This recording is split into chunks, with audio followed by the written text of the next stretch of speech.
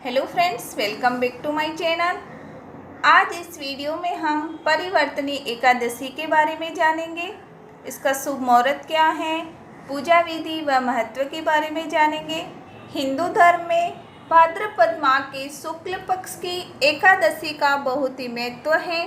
इस एकादशी को परिवर्तनी एकादशी, जल जूलनी एकादशी, पद एकादशी के नाम से भी जाना जाता है और कई नामों से इस एकादशी को जाना जाता है। इस समय चातुर्मास चल रहा है। इस समय भगवान विष्णु योग निद्रा में होते हैं। मान्यता है कि इस दिन भगवान विष्णु करवट बदलते हैं, इसलिए इसे परिवर्तनी एकादशी के नाम से जाना जाता है। इस साल परिवर्तनी एकादशी एक साथ कहीं शुभ योग लेकर आ रही है, इसलिए ये बहुत ही शुभ मानी जा रही है। भाद्रपद माह के शुक्ल पक्ष की एकादशी तिथि की शुरुआत 6 सितंबर मंगलवार को सुबह 5:54 से शुरू हो रही है और एकादशी की समाप्ति 7 सितंबर सुबह 3:04 पर होगी। एकादशी का व्रत का पारण 7 सितंबर सुबह 8:33 पर किया जाएगा। कहीं कहीं पर 7 सितंबर को भी एकादशी का व्रत किया जाएगा। 6 सितंबर और 7 सितंबर दोनों ही दिन एकादशी की जाएगी। एकादशी के दिन बहुत अच्छे योग बन रहे हैं। आयुष्मान योग, सौभाग्य योग और त्रिपुष्कर योग बन रहे हैं। इस शुभ मुहूर्त में भगवान विष्णु की पूजा करना अत्यंत लाभदायी होता है। इस शुभ मुहूर्त में भगवान विष्णु की सच्चे मन से पूजा करते हैं, उनके सारे कार्य सिद्ध होते हैं। एकादशी के महत्व के बारे में जानेंगे। परिवर्तनी एकादशी पर भगवान विष्णु के वामन स्वरूप की पूजा की जाती है। परिवर्तनी एकादशी के व्रत करने मात्र से ही वाजय यज्ञ के समान फल मिलता है। साथ ही इस दिन भगवान विष्णु की पूजा करने से ब्रह्मा, विष्णु सहित तीनों लोकों के देवता के पूजन का फल मिलता है।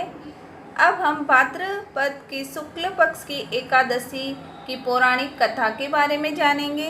युधिष्ठिर कहने लगे भगवान कृष्ण से कि भगवान कृष्ण, भाद्रपद शुक्ल एकादशी का क्या नाम है, इसकी विधि तथा इसका महात्म्य कृपा करके कहिए।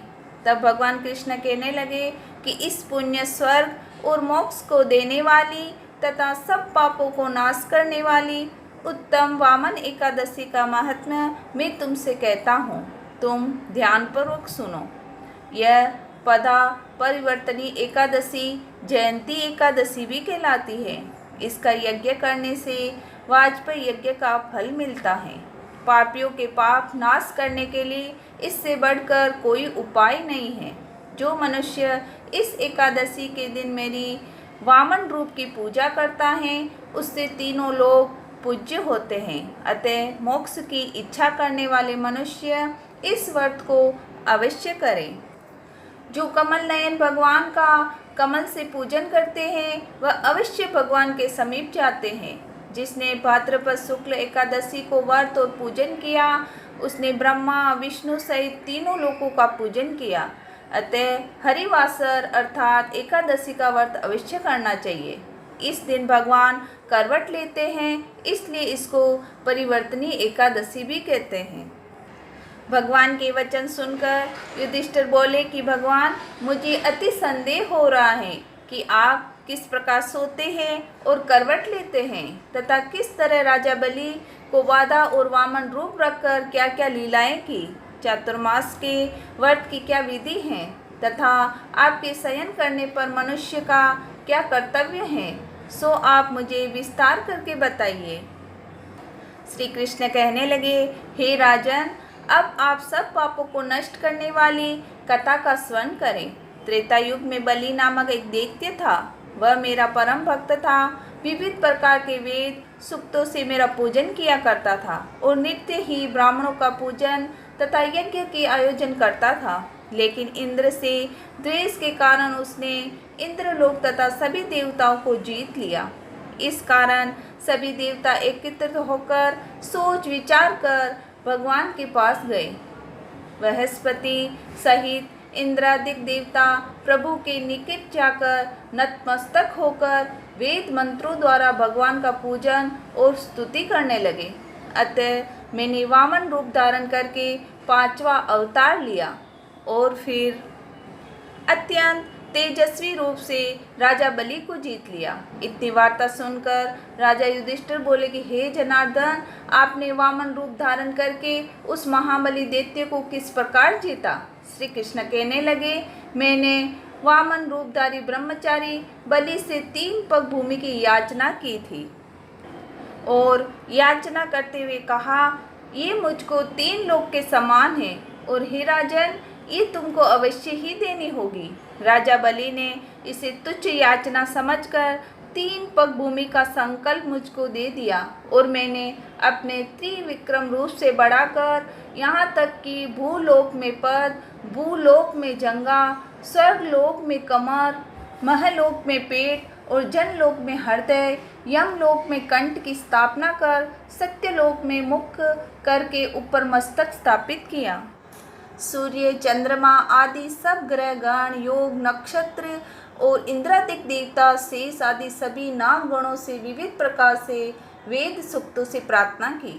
तब मैंने राजा बलि का हाथ पकड़कर कहा कि हे राजन, एक पद से पृथ्वी, दूसरे स्वर्गलोक से पूर्ण हो गए, अब तीसरा पग कहाँ रखूं? तब बलि ने अपना सिर झुका लिया और मैंने अपना पैर उसके मस्तक पर रख दिया, जिससे मेरा वह भक्त पाताल को चला गया। फिर उसकी विनती और नम्रता को देखकर मैंने कहा कि हे बलि, मैं सदैव तुम्हारे निकट ही रहूँगा। वीरोचन पुत्र बलि से कहने पर भाद्रपद शुक्ल एकादशी के दिन बलि के आश्रम पर मेरी मूर्ति स्थापित हुई। इस प्रकार दूसरी क्षीर सागर में शेषनाग के पष्ट पर हुई। हे राजन, इस एकादशी को भगवान शयन करते हुए करवट लेते हैं, इसलिए तीनों लोकों के स्वामी भगवान विष्णु का उस दिन पूजन करना चाहिए। इस दिन तांबा, चांदी, चावल और दही का दान करना उचित है। रात्रि को जागरण अवश्य करना चाहिए। जो विधि पूर्वक इस एकादशी का व्रत करते हैं वह सब पापों से मुक्त होकर स्वर्ग में जाकर चंद्रमा के समान प्रकाशित होते हैं और यश पाते हैं। जो पाप नाशक इस कथा को पढ़ते हैं या सुनते हैं उनको 1000 अश्वमेध यज्ञ का फल प्राप्त होता है। मेरी दी गई जानकारी अगर आपको पसंद आए तो वीडियो को लाइक करें, चैनल को सब्सक्राइब करें। Thank you.